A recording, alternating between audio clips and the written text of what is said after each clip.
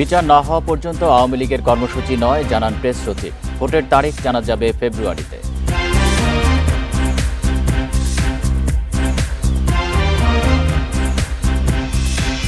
সামনের পথ মোটেও মসৃণ নয়, নানা দিক থেকে নানাভাবে ষড়যন্ত্র চলছে। 3 জেলায় কর্মশালায় তারেক রহমান।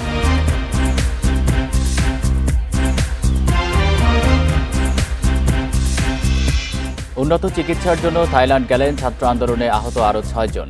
এ পর্যন্ত মোট গেলেন 22 জন।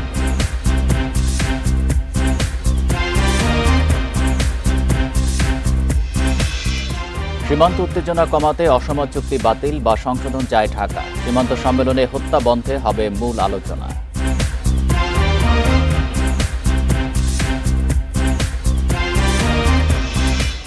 ভারত মিয়ানমার থেকে এলো 37,000 টন চাল। বাজার স্থিতিশীল রাখতে আরও আমদানির পরিকল্পনা সরকারের।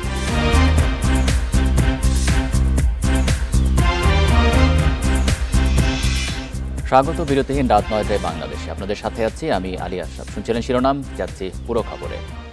সংস্কার কমিশনের প্রতিবেদনের উপর ভিত্তি করে ফেব্রুয়ারিতে জাতীয় নির্বাচনের সম্ভাব্য তারিখ নির্ধারণ হবে। বিকেলে সংবাদ সম্মেলনে একথা বলেন প্রেস সচিব শফিকুল আলম। তিনি আরও বলেন, আওয়ামী লীগ নেতাদের বিচার না হওয়া পর্যন্ত কোনো কর্মসূচি পালন করতে দেওয়া হবে না।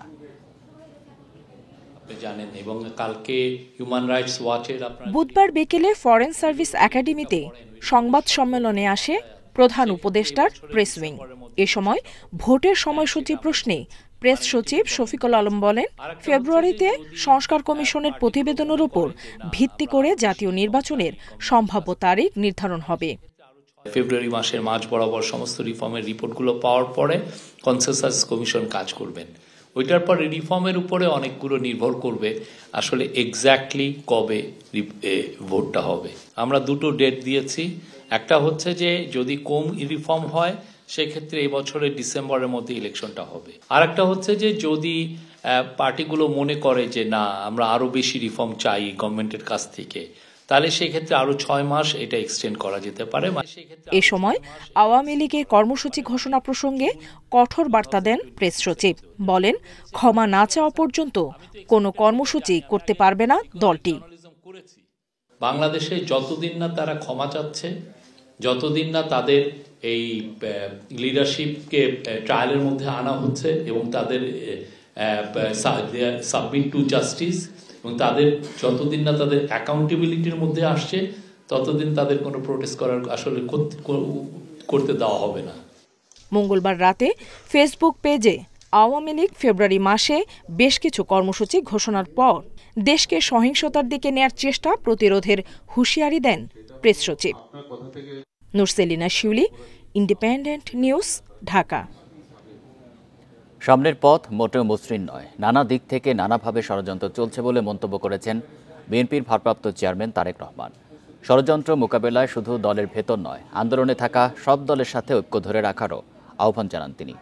বুধবার যশোর, ঝিনাইদহ এবং নড়াইল জেলার কর্মশালায় লন্ডন থেকে ভার্চুয়ালি যুক্ত হয়ে তিনি একথা বলেন। রাষ্ট্র কাঠামো মেরামতের 31 দফা ও জনসম্পৃক্তি শীর্ষক ধারাবাহিক কর্মশালা করে আসছে বিএনপি। কিছুদিন বিরতির পর আবারও শুরু হয়েছে জেলাভিত্তিক কর্মশালা। এর অংশ হিসেবে যশোর, ঝিনাইদহ ও নড়াইল জেলার কর্মশালায় লন্ডন থেকে ভার্চুয়ালি যুক্ত হন বিএনপির ভারপ্রাপ্ত চেয়ারম্যান তারেক রহমান। অর্থনৈতিক যে নিয়ম কারণ সেগুলোকে সঠিকভাবে ফলো করা। দিনব্যাপী কর্মশালার শেষ পর্যায়ে বিভিন্ন পর্যায়ে নেতাদের প্রশ্নের জবাব দেন তারেক রহমান।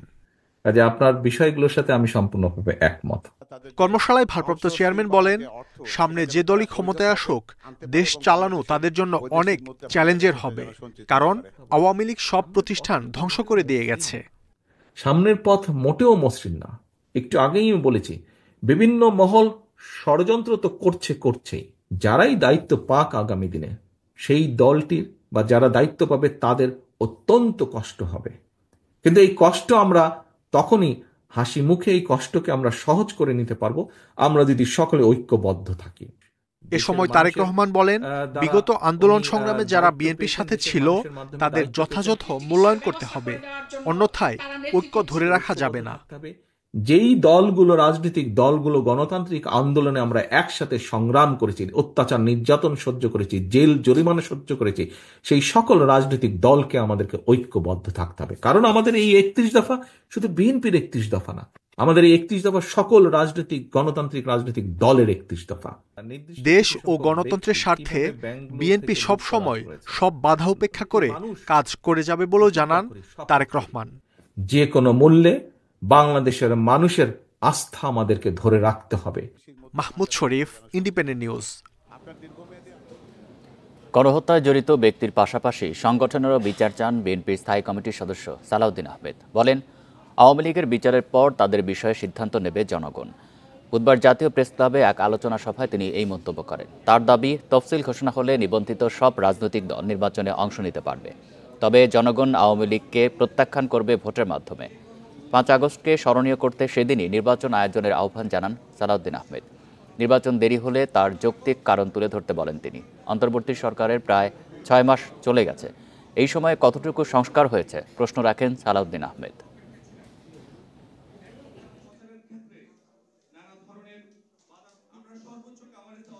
কোনো উপদেষ্টা যদি বলেন যে আমরা আওয়ামী লীগকে বিচার চাই, তো বিচার চাওয়ার জন্য তো আপনারা কিছু করলেন না। আর বিচার করার জন্য আমরা দাবি করছি, আপনারা দাবি করছেন, জনগণ দাবি করছে এই দেশে ফেসিবাদী শক্তি, গণতন্ত্র হত্যাকারী, গণহত্যাকারী, মানবতা বিরোধী অপরাধে যারা দায়ী সেই সংগঠনের বিচার হোক, বিচারের মাধ্যমে নির্ধারিত হোক, তাহলে জনগণ মেনে নেবে। নির্ধারিত সময়ের মধ্যে দ্রুত সুষ্ঠু নির্বাচন চায় বেসরকারি গবেষণা প্রতিষ্ঠান সিপিডি। সংস্থাটির মতে এর মাধ্যমে দেশের অর্থনীতি ও বিনিয়োগে অনিশ্চয়তা কেটে যাবে। বুধবার রাজধানীর সিপিডি কার্যালয়ে এক মিডিয়া ব্রিফিংয়ে আরও বলা হয়, রাজনৈতিক সংস্কার ছাড়া অর্থনৈতিক সংস্কার সম্ভব নয়। অন্তর্বর্তী সরকার কর্মসংস্থান বাড়াতে পারেনি বলেও মনে করে সংস্থাটি। অন্তর্বর্তীকালীন সরকারের ক্ষমতা গ্রহণের পর মূলধনী যন্ত্রপাতির আমদানি বিগত অর্থবছরের তুলনায় ধারাবাহিকভাবে কমেছে। বিশেষ করে আগস্ট মাসে মূলধনী পণ্যের আমদানি প্রায় 31% কমে যায়। চলমান চ্যালেঞ্জের পাশাপাশি রাজনৈতিক স্থিতিশীলতা নিয়ে নতুন অনিশ্চয়তা ব্যবসা ও বিনিয়োগের জন্য জটিল হয়েছে। বাংলাদেশের অর্থনীতির সংকট ও প্রত্যাশা নিয়ে এক ব্রিফিংয়ে সিপিডি জানায়, রাজনৈতিক সংস্কার ছাড়া অর্থনৈতিক সংস্কার সম্ভব নয়। নির্বাচনের পরিবেশটা যত দ্রুত সৃষ্টি করা যায় তত তাড়াতাড়িভাবে একটা সুষ্ঠু নির্বাচন করা সম্ভব। তো এটাকে দীর্ঘায়িত করার কোনো কারণ নয়। আমার মনে হয় যে টাইমলাইনটা দেওয়া হয়েছে ডিসেম্বর 2025 থেকে জুন 2026-এর মধ্যে, এই টাইমলাইনের মধ্যেই নির্বাচন হয়ে যাওয়াটা আসলে জরুরি। আমাদের রাজনৈতিক সংস্কারও করতে হবে, অর্থনৈতিক সংস্কারও করতে হবে। কেবলমাত্র ইলেকটোরাল সংস্কার দিয়ে রাজনৈতিক সংস্কার হবে না। তো পার্টির ভিতর যে সংস্কার, সেখানে যে গণতন্ত্রায়ন, সেগুলোও কিন্তু একটা প্রক্রিয়ার মধ্যে হতে হবে। সিপিডি বলছে 2024 সালের সেপ্টেম্বর পর্যন্ত মোট ঋণখেলাপির পরিমাণ জাতীয় বাজেটের শিক্ষা ও স্বাস্থ্য খাতের বরাদ্দের চেয়ে 2.7% বেশি। তাই রাজনৈতিক প্রতিশ্রুতি ছাড়া স্বার্থান্বেষী মহলকে মোকাবেলা করে ব্যাংক খাতের সংস্কার সম্ভব নয়। লাইফ সাপোর্টে থাকা ব্যাংকগুলোকে বন্ধ করে দেওয়ারও পরামর্শ দেয় সিপিডি। চাঁদাবাজি, মজুতদারি, অযৌক্তিক মূল্য নির্ধারণের মতো অনিয়ম, এগুলো মোকাবেলা করা সম্ভব হয়নি সেখানে সরকার, তেমন যার কারণে সরকার বিভিন্ন পণ্যের দাম কমাতে পারছে না। আগের কর্তৃত্ববাদী সরকার একটি অকার্যকর অর্থনীতি রেখে গেছে। অন্তর্বর্তীকালীন সরকারও চাঁদাবাজি, অযৌক্তিক মূল্য নির্ধারণের মতো অনিয়ম মোকাবেলায় উল্লেখযোগ্য কোনো পদক্ষেপ নিতে পারেনি। পাশাপাশি বিদ্যুৎ ও জ্বালানি খাতের ঋণের দুষ্টচক্র থেকে মুক্তি পেতে কার্যকর পরিকল্পনা গ্রহণের পরামর্শ প্রতিষ্ঠানটির। তৌহিদ রানা, ইন্ডিপেন্ডেন্ট নিউজ, ঢাকা। জুলাই বিপ্লবের আহত 6 জনকে উন্নত চিকিৎসার জন্য থাইল্যান্ডের ব্যাংকক পাঠানো হয়েছে। বেলা 11টায় শাহজালাল বিমানবন্দর থেকে যাত্রা করেন তারা। এ নিয়ে আন্দোলনে আহত মোট 22 জনকে উন্নত চিকিৎসার জন্য বিদেশে পাঠানো হয়েছে বলে জানিয়েছে কর্তৃপক্ষ। থাইল্যান্ডে পাঠানো 6 জনের মধ্যে 3 জন ঢাকা সিএমএইচ ও বাকি 3 জন ঢাকা মেডিকেলে চিকিৎসা নিচ্ছিলেন।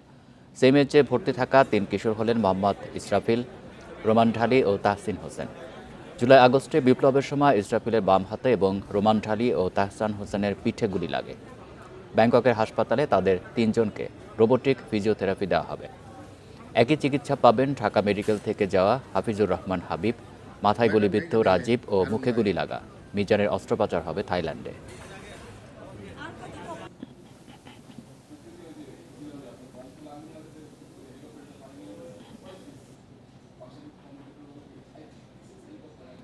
সাবেক প্রধানমন্ত্রী শেখ হাসিনার মেয়ে সাইমা ওয়াজেদ পুতুলের প্রতিষ্ঠিত সূচনা ফাউন্ডেশনের অস্তিত্ব খুঁজে পায়নি দুদক। এই ফাউন্ডেশনের মাধ্যমে অর্থ আত্মসাতের অভিযোগ রয়েছে পুতুলের বিরুদ্ধে। এ বিষয়ে তথ্য সংগ্রহে বুধবার সকাল থেকে ধানমন্ডি সুধা সদন সহ বিভিন্ন স্থানে অভিযান চালায় দুদক। তবে এনবিআর কিংবা সমাজসেবা অধিদপ্তর থেকে পাওয়া লিখিত ঠিকানায় প্রতিষ্ঠানটির অস্তিত্ব খুঁজে পায়নি দুদকের অভিযান পরিচালনাকারী দল। পরে সূচনা ফাউন্ডেশনের নিয়ম ভেঙে কর মওকুফের নথি পেতে দুদকের টিম এনবিআরে যায়। সম্প্রতি এবার সূচনা ফাউন্ডেশনের নামে রাষ্ট্রের অর্থ আত্মসাতের অভিযোগে সাইমা ওয়াজেদ পুতুলের বিরুদ্ধে অনুসন্ধান শুরু করে দুদক। সংস্থাটি বলছে এনবিআরের ওপর অবৈধ প্রভাব খাটিয়ে ফাউন্ডেশনের জন্য জোর করে চাঁদা দিতে বাধ্য করে পুতুল।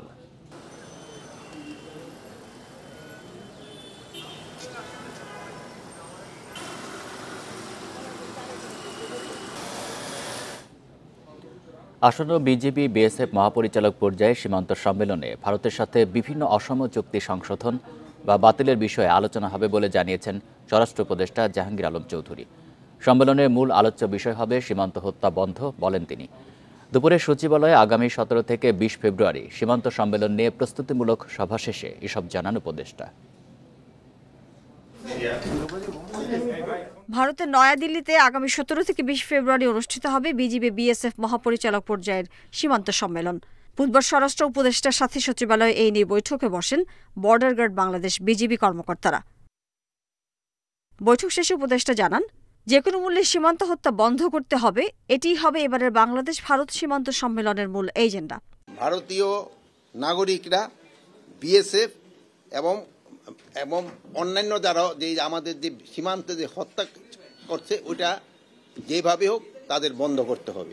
ঢাকা দিল্লির মধ্যে অসম চুক্তি বাতিল বা সংশোধন নিয়ে আলোচনার কথা জানান উপদেষ্টা। বলেন, সীমান্ত স্থাপনা নির্মাণের বিষয়টিও ভারতের সঙ্গে বৈঠকে তোলা হবে। এই পর্যন্ত প্রায় তাদের সাথে 4টা চুক্তি হয়েছে। তো 2010 সালে যে একটা চুক্তি হয়েছে, ওই চুক্তিটার ভিতরেই একটুখানি বড় ধরনের একটু সমস্যা দেখা দিচ্ছে। দেশের স্বার্থ রক্ষায় ভারতকে কোনো ধরনের ছাড় দেওয়া হবে না বলেও খোলাসা করেন বিজিবির মহাপরিচালক।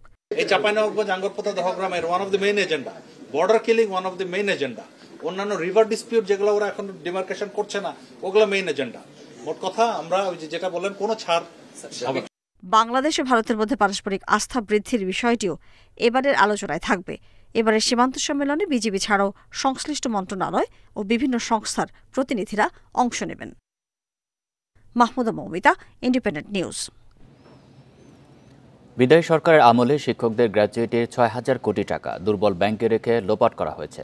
সেই সঙ্গে প্রভাবশালীরা নামে বেনামে হাজার হাজার কোটি টাকা ব্যাংক ঋণ পেলেও সাধারণ উদ্যোক্তারা পাননি কোনো ব্যাংক ঋণ। এটিকে অর্থনৈতিক বৈষম্যের বড় উদাহরণ বলে মন্তব্য করেছেন পরিকল্পনা উপদেষ্টা ডক্টর ওয়াহিদুদ্দিন মাহমুদ। বুধবার রাজধানীর আগারগাঁওয়ে বিবিএস মিলনায়তনে 4র্থ অর্থনৈতিক শুমারির প্রাথমিক প্রতিবেদন প্রকাশ অনুষ্ঠানে তিনি এই মন্তব্য করেন। এ সময় তিনি জানান, পরিসংখ্যান আইন সংশোধনের মাধ্যমে বিবিএসকে শক্তিশালী করা হবে। অর্থনৈতিক শুমারির প্রতিবেদনে বলা হয়, গত 10 বছরে উৎপাদনশীল খাতে প্রবৃদ্ধি 15% আর সেবা খাতে প্রবৃদ্ধি 91%। তবে 2024 সালে অর্থনৈতিক ইউনিটে নারীর অংশগ্রহণ কমে দাঁড়িয়েছে 6.4 ভাগে। দেশের মোট 1,18,77,000 আর্থিক ইউনিটের প্রায় অর্ধেকই পুঁজির স্বল্পতায় ভুগছে।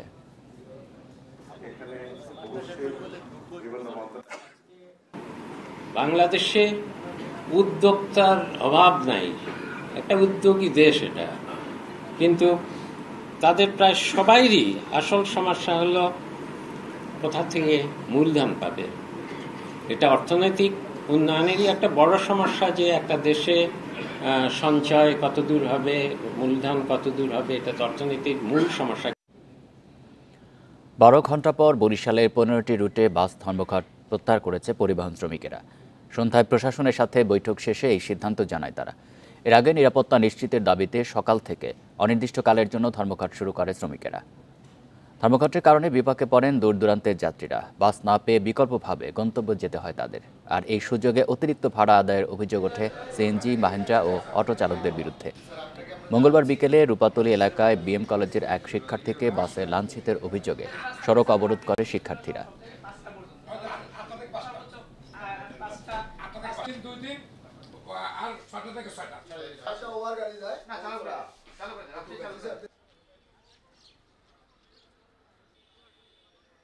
আমাদের জানমালের নিরাপত্তা, তারপর গাড়ির চলাচলের নিরাপত্তা স্যার নিজে আমাদেরকে আশ্বস্ত করেছেন। সেক্ষেত্রে আমাদের গাড়ি এখন থেকে এই মুহূর্ত থেকে চলাচল শুরু হয়ে যাবে ইনশাল্লাহ। আমরা দুই পক্ষের সাথে কথা বলেছি, কথা বলে তাদের দুই পক্ষের কিছু দাবি দেওয়া ছিল, বিশেষ করে ভাড়া সংক্রান্ত এবং আচরণগত কিছু বিষয় ছিল, এগুলো আমরা অ্যাড্রেস করছি এবং তাদেরকে আশ্বস্ত করেছি যে ভবিষ্যতে আমাদের এই ধরনের কোনো সমস্যা হবে না। 13 দিন পরও মুক্ত হয়নি আরাকান আর্মির হাতে আটক বাংলাদেশি কার্গো জাহাজ।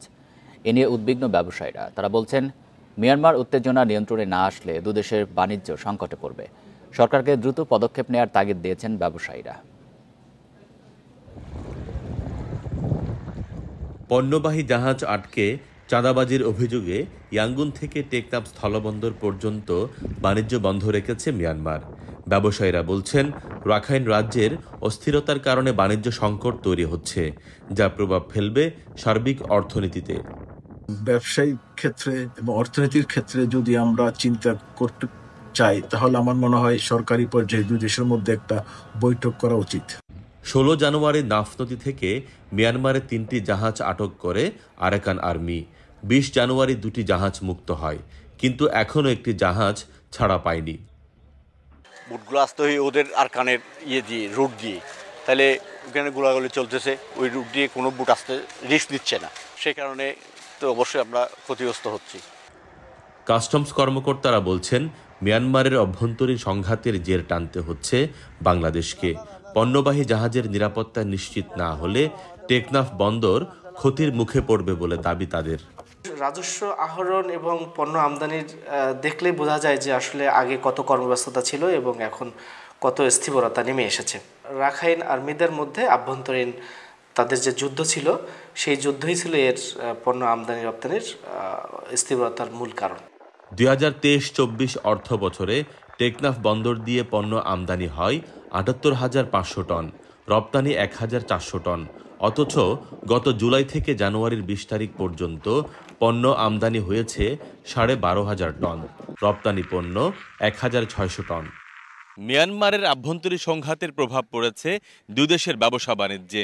ইয়াঙ্গুন থেকে নতুন করে কোনো জাহাজ এই বন্দরে আসেনি, ফলে বেকার হয়ে পড়বে কয়েক হাজার শ্রমিক। ক্ষতিগ্রস্ত হবে এখানকার ব্যবসায়ীরা বলছেন, দুই দেশের কূটনৈতিক পর্যায়ে আলোচনার মাধ্যমে বিষয়টি সমাধান করতে।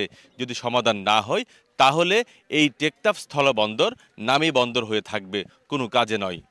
তৌফিকুল ইসলাম, ইন্ডিপেন্ডেন্ট নিউজ, টেকনাফ, কক্সবাজার। শুক্রবার শুরু হচ্ছে বিশ্ব ইজতেমার প্রথম পর্ব।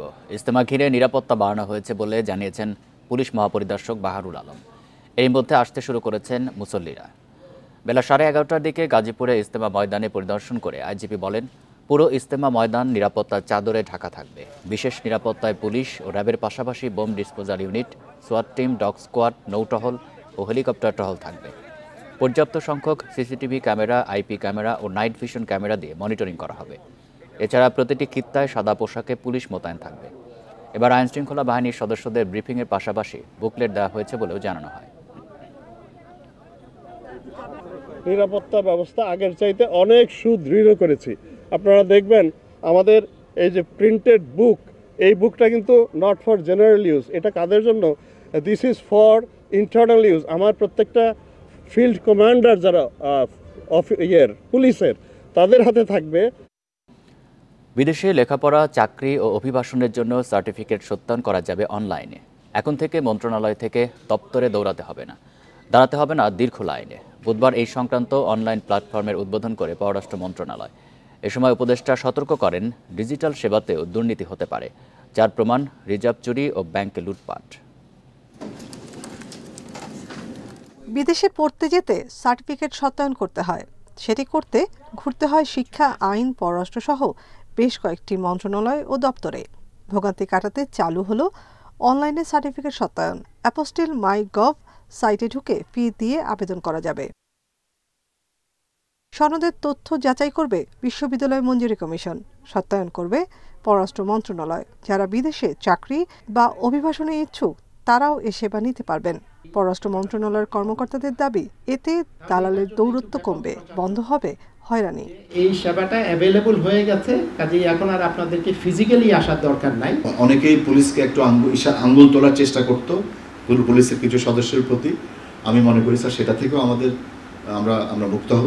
সবগুলো কাজেই আমাদের সবগুলো মন্ত্রণালয়ের মধ্যে এই ধরনের যদি সহযোগিতা এবং সমন্বয় থাকে, তাহলে আমরা রাষ্ট্র হিসাবে দেশের জন্য বা যে স্বপ্নটা দেখছি সে স্বপ্ন বাস্তবায়নের পথে অনেক দূর এগিয়ে যেতে পারবো। পররাষ্ট্র উপদেষ্টা বলেন, ডিজিটাল পদ্ধতিতেও অনিয়ম দুর্নীতি হতে পারে। এক ব্যক্তির একাধিক এমআরপি পাসপোর্টই তার প্রমাণ। আমাদের ব্যাংকগুলো থেকে যে টাকা চুরি হয়েছে, এটা কিন্তু ঘটনাক্রমে হয়নি, এটা সর্বোচ্চ পর্যায় থেকে এটাকে এনকারেজ করা হয়েছিল বলে কিন্তু হয়েছে। সুযোগ যাতে না থাকে দুর্নীতি, সেটা আনতে হবে আমাদের, এবং এটা এক্ষেত্রে একটা বড় পদক্ষেপ। গত বছর অ্যাপোস্টিল কনভেনশনে যুক্ত হয় বাংলাদেশ।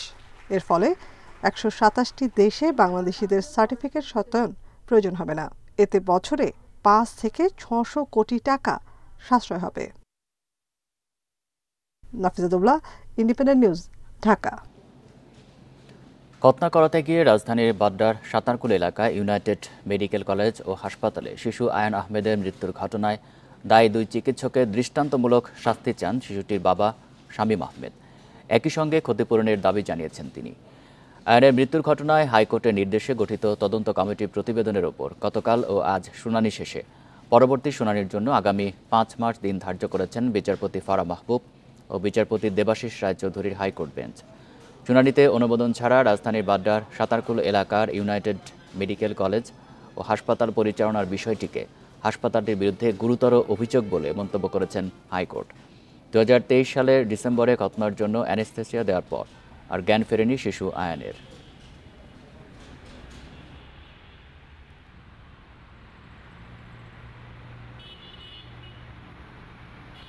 5 কোটি টাকা আমরা ক্ষতিপূরণ চেয়েছিলাম।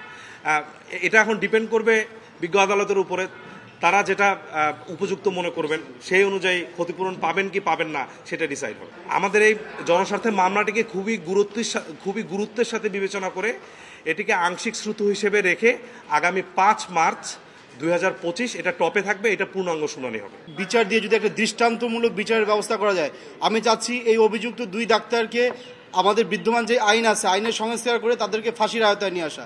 তাদেরকে যদি ফাঁসি দেওয়া হয় তাহলে বাংলাদেশে আর পরবর্তীতে হয়তোবা এই ধরনের মেডিকেল নেগলিজেন্সি আর হবে না। ভারত ও মিয়ানমার থেকে 37,000 টন চাল চট্টগ্রাম বন্দরে পৌঁছেছে।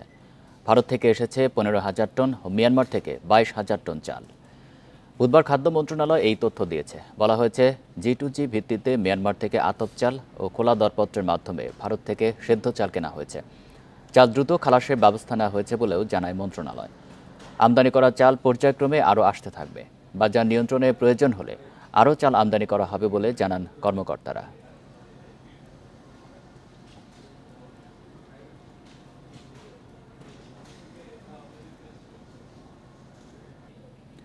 বাংলা ভাষার সনেট প্রবর্তক মহাকবি মাইকেল মধুসূদন দত্তের 201তম জন্মবার্ষিকী উপলক্ষে যশোরের সাগরদাঁড়িতে চলছে মধুমেলা। হাজারো দর্শনার্থীর সমাগমে মুখরিত হয়ে উঠেছে সপ্তাহব্যাপী আয়োজন। আশপাশের বিভিন্ন স্থান থেকে আসছেন নানা বয়সের মানুষ। কুটির শিল্প ও গ্রামীণ পণ্যের পসরা দিয়ে সাজানো হয়েছে 3 শতাধিক স্টল। কপোতাক্ষ নদীর তীরে ছোট্ট গ্রাম সাগরদাঁড়ির বিখ্যাত জমিদার পরিবারে 1824 সালের 25 জানুয়ারি জন্মগ্রহণ করেন আধুনিক বাংলা সাহিত্যের জনক মাইকেল মধুসূদন দত্ত। কবির জন্মবার্ষিকী ঘিরে প্রতি বছরই আয়োজন করা হয় সপ্তাহব্যাপী মধুমেলার। জেলা প্রশাসন ও সংস্কৃতি মন্ত্রণালয়ের উদ্যোগে মেলায় রয়েছে প্রায় 3 শতাধিক স্টল। সাজানো হয়েছে কুটির শিল্প ও গ্রামীণ নানা পণ্যের পসরা। রয়েছে নাটক, সার্কাস, জাদু প্রদর্শনী এবং আলোচনা সভাও। যে অনুষ্ঠানটি আমরা এই মেলাতে উপভোগ করতে এসেছি, আমরা ফ্যামিলি সহ পরিবার নিয়ে আমরা উপভোগ করতে এসেছি। অনেক দিন ধরে ব্যবসা করি, গোপালগঞ্জ থেকে আসছি, বেচা কেনা আশা করা যাবে আর প্রথম বছরের লোকজন আশা করা যায় ভালো হবে। যশোর ছাড়াও আশেপাশের বিভিন্ন এলাকা থেকে মেলা দেখতে প্রতিদিনই আসছেন লোকজন। কবির বাস্তবিকটা দেখা তাদের জন্য অন্যতম আকর্ষণ। জিনিসপত্র কিনছি, খেলনা কিনছি বাবুদের, খাওয়া দাওয়া করছি, খুব ভালো লাগছে মেলায় এসে। চারিদিকের যে মেলা একটা রব, মনটা আসলে প্রফুল্ল, অনেক সুন্দর, আমার অনেক ভালো লাগছে। আমরা এসেছি মাটিগোমরা থেকে এবং আমরা কেনাকাটা করেছি আমাদের নিজেদের জন্য, আমাদের ফ্যামিলির জন্য এবং যারা যারা আছে সবার জন্য। মেলার সার্বিক ব্যবস্থাপনার পাশাপাশি নিরাপত্তা নিশ্চিতে সতর্ক নজরদারি প্রশাসনের। পার্শ্ববর্তী দেশ থেকে কিন্তু প্রচুর ভিজিটর কিন্তু এই মেলা কেন্দ্রে আসে। এটা আমাদের বাংলাদেশের একটা অন্যতম একটা পর্যটন কেন্দ্র এবং মেলাকে কেন্দ্র করে কিন্তু এটা একটা সমারোহটা বেড়ে যায়। সপ্তাহব্যাপী এই মেলা শেষ হবে শুক্রবার। Independent news. এই ছিল বিরতিহীন রাত ৯টায় বাংলাদেশে। ধন্যবাদ সবাইকে।